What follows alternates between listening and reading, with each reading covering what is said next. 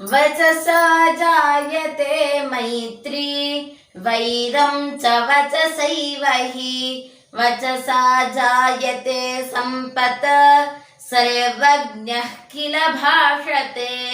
ಶ್ರೀ ಗುರುಭ್ಯೋ ನಮಃ. ವಚಸಾ ಜಾಯತೆ ಮೈತ್ರಿ ವೈರಂ ಚ ವಚಸೈವ ಹಿ ವಚಸ ಜಾಯತೆ ಸಂಪತ್ ಸರ್ವಜ್ಞಃ ಕಿಲ ಭಾಷತೆ ಅಂತ ಸರ್ವಜ್ಞರ ವಚನ ಅಂತ ಹೇಳಿದ್ರೆ, ಸರ್ವಜ್ಞರು ನಮಗೆಲ್ಲರಿಗೂ ತಿಳಿದಿರುವವರೇ. ಅವರು ಅನೇಕ ತ್ರಿಪದಿಗಳನ್ನ ರಚಿಸಿದ್ದಾರೆ. ಅದರಲ್ಲಿ ಈ ಒಂದು ತ್ರಿಪದಿ ಕೂಡ ಒಂದು. ವಚಸಾ ಜಾಯತೆ ಮೈತ್ರಿ ವೈರಂ ಚ ವಚಸೈವ ಹಿ. ನಮ್ಮ ಮಾತಿನಿಂದಲೇ ಮಿತ್ರತ್ವವೂ ಉಂಟಾಗುತ್ತದೆ, ನಮ್ಮ ಮಾತಿನಿಂದಲೇ ವೈರತ್ವವೂ ಕೂಡ ಉಂಟಾಗುತ್ತದೆ. ವಚಸಾ ಜಾಯತೆ ಸಂಪತ್ ಸರ್ವಜ್ಞಃ ಕಿಲ ಭಾಷತೆ.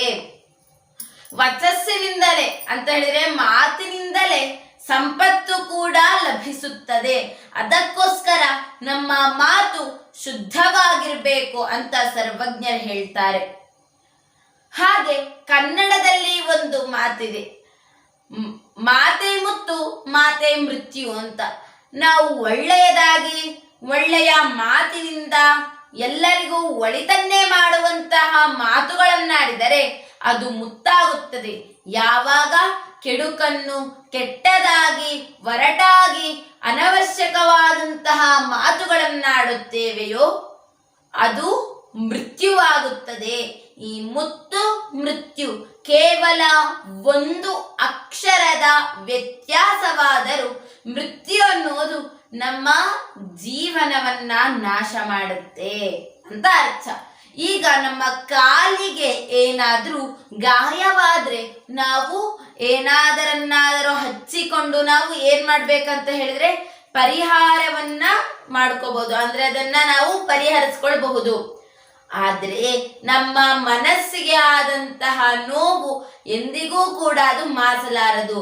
ಆ ನೋವು ಯಾವುದರಿಂದ ಆಗತ್ತೆ ಅಂತ ಹೇಳಿದ್ರೆ ನಾಲಿಗೆಯಿಂದ ಆಗತ್ತೆ. ನಮ್ಮ ನಾಲಿಗೆಯನ್ನ ನಾವು ಹಿಡಿದಿಟ್ಟುಕೊಳ್ಬೇಕು. ಅದಕ್ಕೆ ಉಪಾಯ ಏನಂತ ಹೇಳಿದ್ರೆ ಅತಿಯಾದ ಮಾತುಗಳನ್ನ ಆಡಬಾರ್ದು. ನಮಗೆ ಎಷ್ಟು ಬೇಕೋ ಅಷ್ಟನ್ನ ನಾವು ಮಾತನಾಡಬೇಕು. ಯಾವಾಗ ನಾವು ಅತಿಯಾದ ಮಾತುಗಳನ್ನ ಆಡ್ತಾ ಇರ್ತೇವೋ ಅದು ನಮಗೆ ಮೃತ್ಯುವಾಗುತ್ತೆ. ಮಾತು ಬೆಳ್ಳಿ ಮೌನ ಬಂಗಾರ ಅಂತ ನಮ್ಮ ಕನ್ನಡದಲ್ಲಿ ಗಾದೆ ಇದೆ. ಆ ರೀತಿಯಾದಂತಹ ಮಾತು ನಮಗೆಲ್ಲರಿಗೂ ಬೇಕಾದರೂ ಕೂಡ ಅತಿಯಾದ ಮಾತು ಒಳ್ಳೆಯದಲ್ಲ ಅಂತ ನಮ್ಮ ಪೂರ್ವಜರು ಹೇಳ್ತಾರೆ.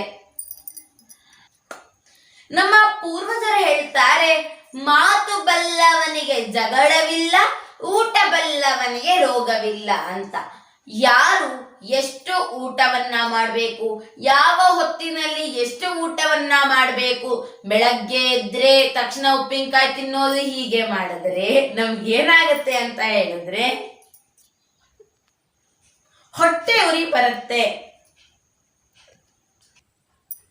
ಹಾಗೆ ಊಟ ಬಲ್ಲವನಿಗೆ ರೋಗ ಇಲ್ಲ ಅಂತಾರೆ. ಹಾಗೆ ಮಾತು ಬಲ್ಲವನಿಗೆ ಜಗಳವಿಲ್ಲ ಅಂತ ಹೇಳಿದ್ರೆ ನಾವು ಯಾವ ರೀತಿಯಾಗಿ ಯಾರೊಡನೆ ಯಾವ ಸಂದರ್ಭದಲ್ಲಿ ಹೇಗೆ ಮಾತನಾಡ್ಬೇಕಂತ ನಮಗೆ ತಿಳಿದಿದ್ರೆ ಯಾವ ರೀತಿಯಾದಂತಹ ಮನಸ್ತಾಪಗಳೂ ಕೂಡ ನಮ್ಮಲ್ಲಿ ಆಗೋದಿಲ್ಲ ಅಂತ ಹೇಳಬಹುದು.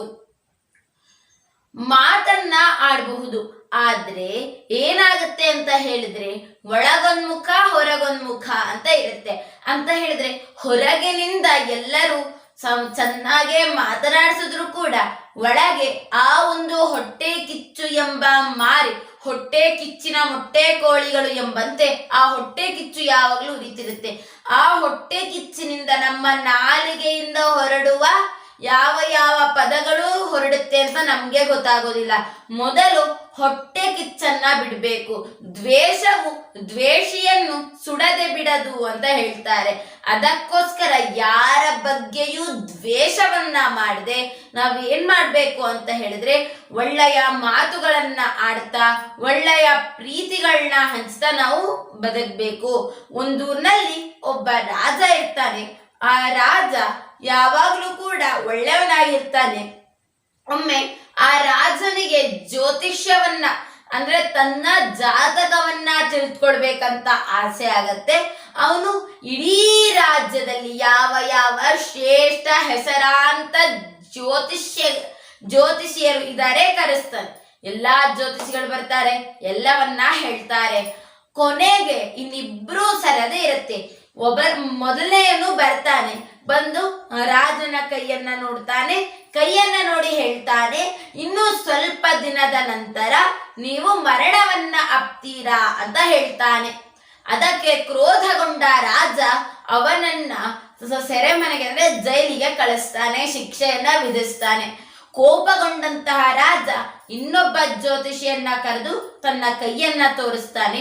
ಕೈಯನ್ನ ನೋಡಿದಂತಹ ಜ್ಯೋತಿಷಿಯು ಹೇಳ್ತಾನೆ, ಇನ್ನು 1 ತಿಂಗಳಲ್ಲಿ ನಿನ್ನ ಮಗ ರಾಜನಾಗಲಿದ್ದಾನೆ ಅಂತ ಹೇಳ್ತಾನೆ. ಅದಕ್ಕೆ ಆ ರಾಜನಿಗೆ ತುಂಬಾ ಖುಷಿ ಆಗುತ್ತೆ, ಸಂತೋಷ ಆಗುತ್ತೆ. ಯಾಕಂತ ಹೇಳಿದ್ರೆ ನನ್ನ ಮಗ ರಾಜನಾಗ್ತಾನೆ ಅಂತ ಸಂತೋಷ ಪಟ್ಟು ಚಿನ್ನಾಭರಣ ವಜ್ರ ವೈಢೂರ್ಯಗಳನ್ನೆಲ್ಲ ಆ ಒಂದು ಜ್ಯೋತಿಷಿಗೆ ಉಡುಗೊರೆಯಾಗಿ ಕೊಡ್ತಾನೆ. ಈ ರೀತಿಯಾಗಿ ಮೊದಲನೇ ಜ್ಯೋತಿಷಿ ಹೇಳಿದ್ದು ಅದೇ ಮಾತು, ಎರಡನೇ ಜ್ಯೋತಿಷಿ ಹೇಳಿದ್ದು ಅದೇ ಮಾತು. ಆದರೆ ಮಾತನಾಡುವ ಶೈಲಿ ಬೇರೆಯದ್ದಾಗಿತ್ತೇ ಹೊರತು ಅದರ ವಿಷಯ ಮಾತ್ರ ಬೇರೆಯದ್ದಾಗಿರಲಿಲ್ಲ. ಅದಕ್ಕೋಸ್ಕರ ನಾವು ಕೂಡ ಯಾವ ಸಂದರ್ಭದಲ್ಲಿ ಹೇಗೆ ಮಾತನಾಡಬೇಕು ಅಂತ ಮೊದಲು ನಮ್ಮ ಜೀವನದಲ್ಲಿ ಅರ್ಥಕೊಳ್ಬೇಕಾಗತ್ತೆ. ಒಂದೂರಿನಲ್ಲಿ ವೃದ್ಧೆಯೊಬ್ಬಳು ಹಾಗೆ ಮದುವೆಯಾದಂತಹ ಯುವತಿಯೊಬ್ಬಳು ಸಂಸಾರವನ್ನ ನಡೆಸ್ತಾ ಇರ್ತಾರೆ. ಅಂದ್ರೆ ಆ ಒಂದು ಮನೆಯಲ್ಲಿ ವೃದ್ಧೆ ಇರ್ತಾಳೆ. ಈಗ ಒಂದಿನ ಏನಾಗುತ್ತೆ ಅಂತ ಹೇಳಿದ್ರೆ ವ್ಯಾಟ್ಸಪ್ ಗುಂಪಿನಲ್ಲಿ ಅನೇಕ ವಿಚಾರಗಳು ಹರಿದಾಡ್ತಾ ಇರುತ್ತೆ. ಆ ಒಂದು ಸಮಯದಲ್ಲಿ ಅವರದೇ ಕುಟುಂಬದವರಾದಂತಹ ಒಬ್ಬರ ಪರಿಚಯ ಆ ಒಂದು ವ್ಯಾಟ್ಸಪ್ ನಲ್ಲಿ ಬಂದಿರುತ್ತೆ. ಅದನ್ನ ಓದಿದಂತಹ ವೃದ್ಧೆ ಮತ್ತು ನವ ದಂಪತಿ ಅಂತ ಹೇಳಿದ್ರೆ ಈಗಿನ್ನೂ ಮದುವೆಯಾದಂತ ಯುವತಿ ನೋಡ್ಕೊಂಡು ಓದ್ತಾ ಇರ್ತಾರೆ. ಅವರಿಗೆ ಗೊತ್ತಿಲ್ಲದೆ ಹಾಗೆಯೇ ಅದು ರೆಕಾರ್ಡ್ ಆನ್ ಆಗಿರುತ್ತೆ. ಅವರು ಇಲ್ಲ ಸಲ್ಲದ ಮಾತುಗಳನ್ನ ಆಡ್ತಾರೆ. ಆ ಮಾತುಗಳನ್ನ ಕೇಳಿಸಿಕೊಂಡ ಪರಿಚಯಿಸಲ್ಪಟ್ಟ ಒಬ್ಬರು ತುಂಬಾ ಕ್ರೋಧಿತರಾಗಿ ಅವರ ಬಗ್ಗೆ ಲೇಖನಗಳನ್ನ ಬರೀತಾರೆ. ಅದ್ಭುತವಾಗಿದ್ದಂತಹ ಕುಟುಂಬ ಆ ಒಂದು ಕಟು ಮಾತಿನಿಂದ ಛಿದ್ರ ಆಗೋಗುತ್ತೆ. ಇನ್ನು ಯಾವತ್ತೂ ಕೂಡ ಇಬ್ರು ಮಾತಾಡ್ಸೋದಿಲ್ಲ, ಮುಖ ಕೊಟ್ಟರು ಕೂಡ ಮಾತಾಡ್ಸೋದಿಲ್ಲ. ಇಂತಹ ಪರಿಸ್ಥಿತಿ ಒಂದು ಮಾತಿನಿಂದ, ಕಟುವಾದ ಮಾತಿನಿಂದ ಬರುತ್ತೆ. ಒಂದು ಕುಟುಂಬವೇ ನಾಶ ಆಗೋ ರೀತಿಯಾದಂತಹ ಈ ಮಾತನ್ನ ನಾವು ಮೊದಲು ತಡೆ ಹಿಡಿಬೇಕು. ಹೀಗಿರ್ಬೇಕಾದ್ರೆ ನಮ್ಮ ಮಾತು ನಮ್ಮ ವ್ಯಕ್ತಿತ್ವವನ್ನ ನಿರ್ಧರಿಸುತ್ತೆ. ನಾವು ಯಾವ ರೀತಿಯಾಗಿ ಮಾತನಾಡ್ತೀವೋ ಅದು ನಮ್ಮ ಚಾರಿತ್ರ್ಯವನ್ನು ಕೂಡ ನಿರ್ಧರಿಸುತ್ತೆ. ಇದು ನೈಜವಾದ ಘಟನೆ. ಸುಧಾಮೂರ್ತಿಯವರು ಚಿಕ್ಕವರಿದ್ದಾಗ ರಾಕೇಶ್ ಎನ್ನುವ ಹುಡುಗ ಅವರ ಮನೆಯಲ್ಲಿ ಕೆಲಸ ಮಾಡ್ತಾ ಇರ್ತಾನೆ. ಅವನು ಯಾವ ಹಣವು ಸಿಕ್ಕಿದರೂ ಕೂಡ ಪ್ರಾಮಾಣಿಕತೆಯಿಂದ ಅವನು ಯಜಮಾನನಿಗೆ ಹೋಗಿ ಕೊಡ್ತಾ ಇರ್ತಾನೆ. ಹೀಗಿರ್ಬೇಕಾದ್ರೆ ಒಂದು ದಿನ ಏನಾಗುತ್ತೆ ಅಂತ ಹೇಳಿದ್ರೆ ಅವರ ಅಮ್ಮನ ಉಂಗುರ ಕಳೆದು ಹೋಗುತ್ತೆ. ಅದಕ್ಕೆ ಎಲ್ಲರೂ ಕೂಡ ತುಂಬಾ ಗಾಬರಿಯನ್ನ ಪಡ್ಕೊಂಡಿರ್ತಾರೆ. ಆಗ ಆ ಉಂಗುರ ರಾಕೇಶ್ನ ಕೈಗೆ ಸಿಗತ್ತೆ. ಆಗ ಅವನು ಯಾವುದೇ ಒಂದು ಕೆಟ್ಟ ಆಲೋಚನೆ ಇಲ್ಲದೆ ಆ ಉಂಗುರವನ್ನ ತಂದು ಆ ಯಜಮಾಂತಿಗೆ ಕೊಡ್ತಾನೆ. ಇದನ್ನ ತಿಳಿದಂತಹ ಸುಧಾಮೂರ್ತಿಯವರು ಅವನ ಜೊತೆ ಯಾವಾಗ್ಲೂ ಆಟ ಆಡ್ಕೊಂತಾನೆ ಬೆಳಿತಾನೆ.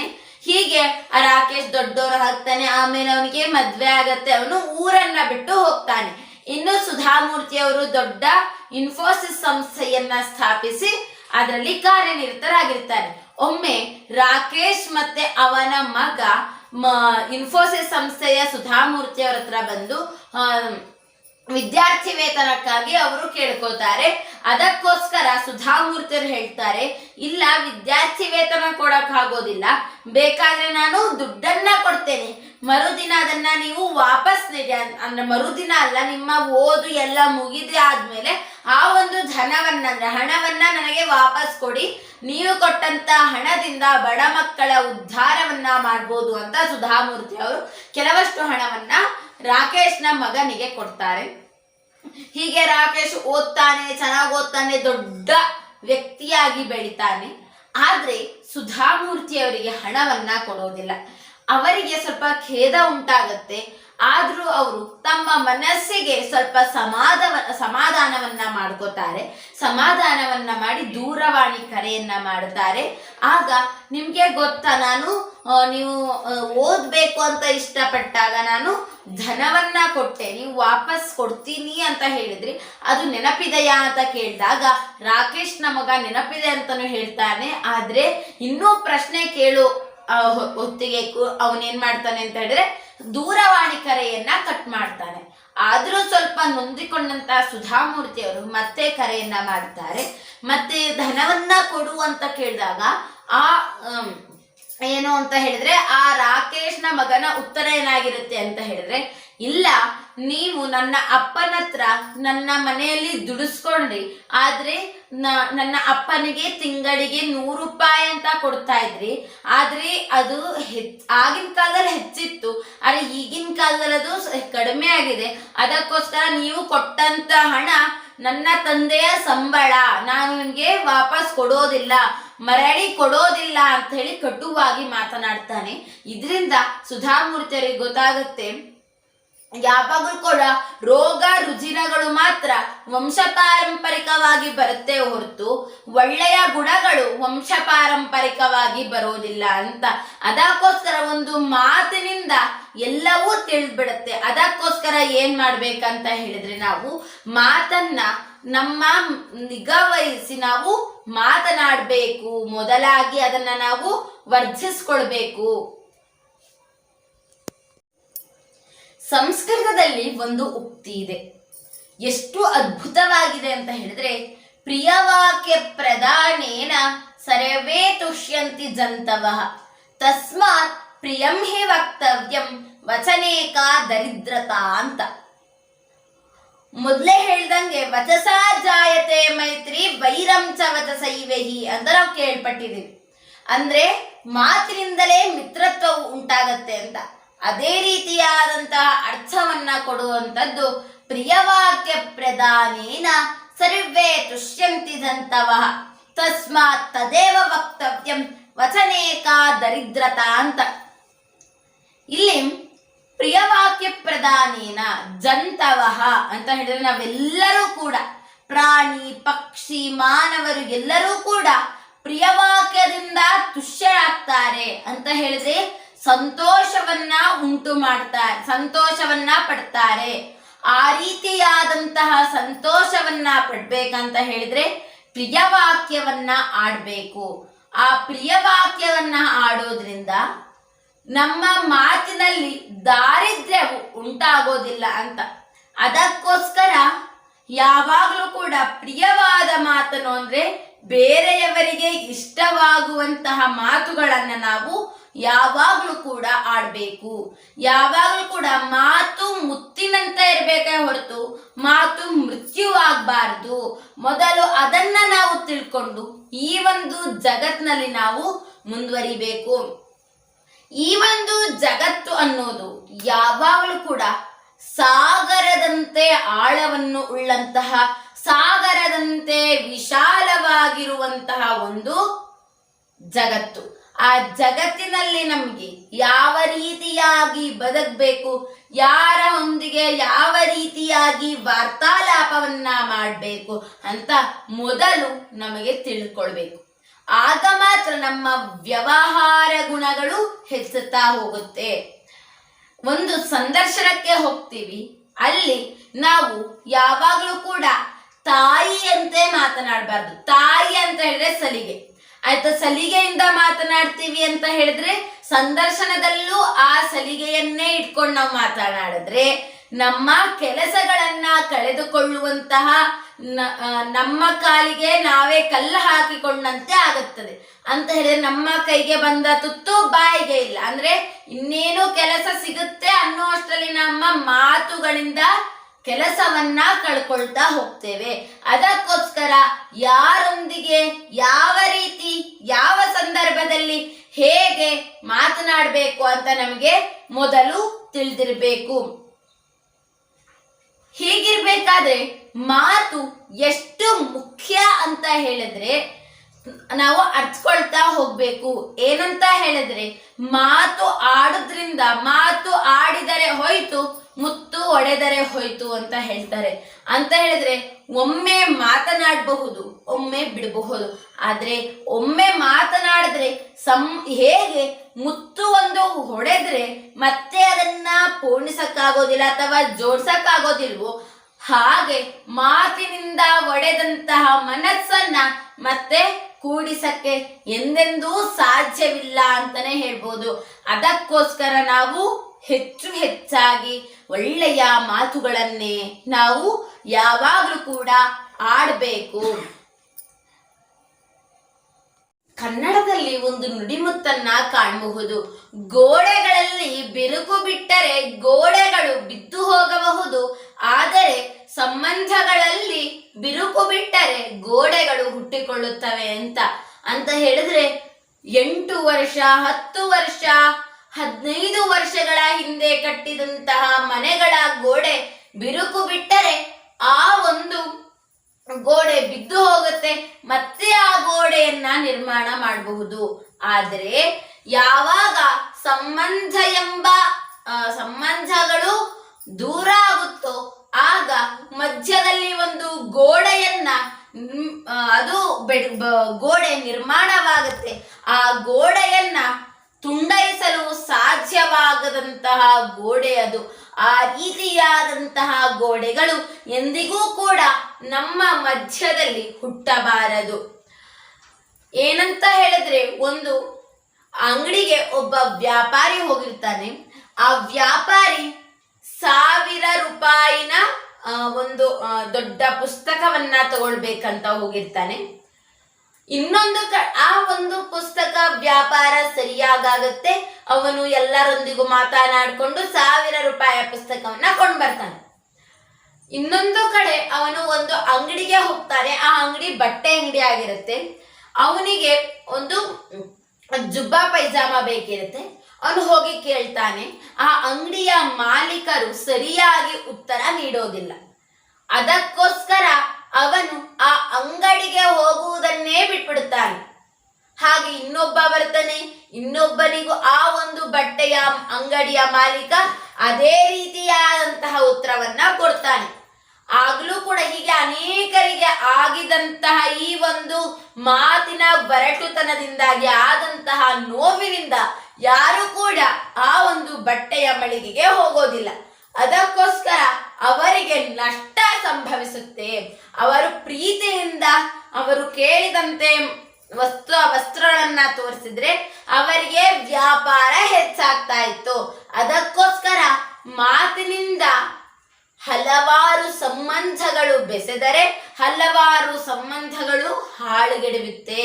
ಅದಕ್ಕೋಸ್ಕರ ನಾವು ಮಾತಿನ ಮೇಲೆ ನಿಗವನ್ನ ವಹಿಸುತ್ತಾ ವಚಸಾ ಜಾಯತೆ ಮೈತ್ರಿ ವೈರಂ ಚ ವಚಸೈವಹಿ ವಚಸಾ ಪ್ರಾಪ್ಯತೆ ಸಂಪತ ಸರ್ವಜ್ಞ ಕಿರ ಭಾಷತೆ ಎಂಬಂತಹ ಶ್ಲೋಕವನ್ನ ನೆನಪಿಟ್ಕೊಳ್ತಾ, ಪ್ರಿಯವಾಕ್ಯ ಪ್ರಧಾನೇನ ಸರ್ವೇ ತುಷ್ಯಂತಿ ಜಂತವಃ ತಸ್ಮಾತ್ ತದೇವ ವಕ್ತವ್ಯಂ ವಚನೇಕಾದರಿದ್ರತ ಎಂಬ ಒಂದು ಉಕ್ತಿಯನ್ನು ಕೂಡ ನೆನಪಿಟ್ಕೊಳ್ತಾ ಸಾಗೋಣ. ಹಾಗೆಯೇ ಒಂದೂರಿನಲ್ಲಿ ಒಂದು ದೊಡ್ಡ ಸಂಸಾರ ಇರುತ್ತೆ. ಆ ಸಂಸಾರದಲ್ಲಿ 2 ಮಕ್ಕಳು, ಅಂದ್ರೆ ಮೊದಲನೆಯವಳು ಮತ್ತೆ ಎರಡನೆಯವಳು. ಮೊದಲನೆಯವಳು ಯಾವಾಗ್ಲೂ ಮೃದು, ಎಲ್ಲರೊಂದಿಗೂ ಸೇರ್ಕೊಳ್ಳೋಳು, ಎಲ್ಲರೊಂದಿಗೂ ಪ್ರಿಯವಾಗಿ ಮಾತನಾಡೋಳು ಆಗಿರ್ತಾಳೆ. ಆದರೆ ಎರಡನೆಯವಳು ಯಾವಾಗ್ಲೂ ಒರಟು. ಅಂತ ಹೇಳಿದ್ರೆ ಯಾರಿಗೂ ಕೂಡ ಸರಿಯಾಗಿ ಮಾತನಾಡಿಸದೆ ಮುಖವನ್ನ ಸಿಂಡರಿಸ್ಕೊಂಡು ಕೂತಿರ್ತಾಳೆ. ಇದನ್ನ ನೋಡಿದಂತಹ ಸಮಾಜದ ಜನರು ಮೊದಲನೇ ಮಗಳಿಗೆ ಯಾವಾಗಲೂ ಕೂಡ ಪ್ರಾಶಸ್ತ್ಯವನ್ನ ಕೊಟ್ಟು ಅವಳನ್ನ ಮಾತನಾಡಿಸ್ತಾ ಪ್ರೀತಿಸ್ತಾ ಮುದ್ದಿಸ್ತಾ ಇರ್ತಾರೆ.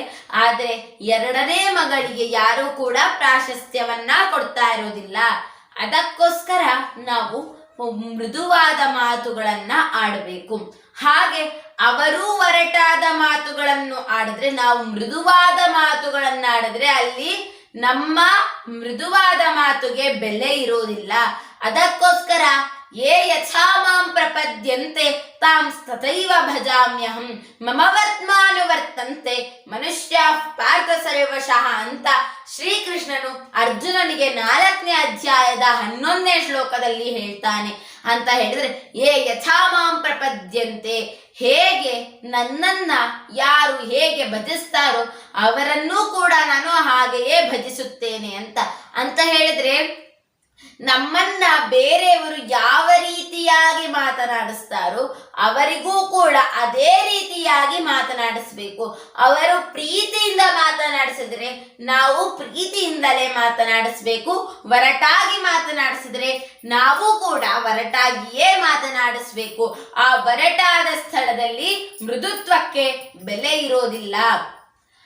ಹಾಗೆ ಯಾವಾಗಲೂ ಕೂಡ ಈ ಒಂದು ಕಾಲದಲ್ಲಿ ಯಾರೊಂದಿಗೂ ಕೂಡ ಪ್ರಿಯವಾದ ಮಾತುಗಳು ಸಿಗದೆ, ಯಾರೊಂದಿಗೂ ಮಾತನಾಡಲು ಅಸಾಧ್ಯವಾಗದೆ ಕಾಲ್ ಸೆಂಟರ್ಗಳಿಗೆ ಕರೆ ಮಾಡಿ ಅಥವಾ ಸಮಾಧಾನ ಮಾಡುವಂತಹ ಒಂದು ಕಾಲ್ಗೆ ಕರೆ ಮಾಡಿ ಅವರಿಂದ ಸಮಾಧಾನದ ಮಾತುಗಳನ್ನ ಕೇಳಿಸಿಕೊಳ್ಳುವಷ್ಟು ಪರಿಸ್ಥಿತಿ ನಮ್ಮ ಸಮಾಜಕ್ಕೆ ಒದಗಿ ಬಂದಿದೆ. ಅದರ ಬದಲು ನಮ್ಮಲ್ಲೇ ಪ್ರಿಯವಾದ ಮಾತುಗಳನ್ನ ಆಡ್ತಾ ನಾವು ಯಾವಾಗಲೂ ಕೂಡ ಬೇರೆಯವರಿಗೆ ಪ್ರಿಯವಾಗಿಯೇ ಇರೋಣ. ಒಂದು ಊರಿನಲ್ಲಿ ಒಂದು ಶಾಲೆ ಇರುತ್ತೆ. ಆ ಶಾಲೆಯಲ್ಲಿ 10ನೇ ತರಗತಿಯಲ್ಲಿ ಓದುತ್ತಿರುವ ಹಲವಾರು ವಿದ್ಯಾರ್ಥಿಗಳಿರ್ತಾರೆ. ಆ ವಿದ್ಯಾರ್ಥಿಗಳಲ್ಲಿ 3 ಜನ ಮೃದು ಸ್ವಭಾವದವರು, ಇನ್ನೂ ಕೆಲವರು ಒರಟು ಸ್ವಭಾವದವರಿರ್ತಾರೆ.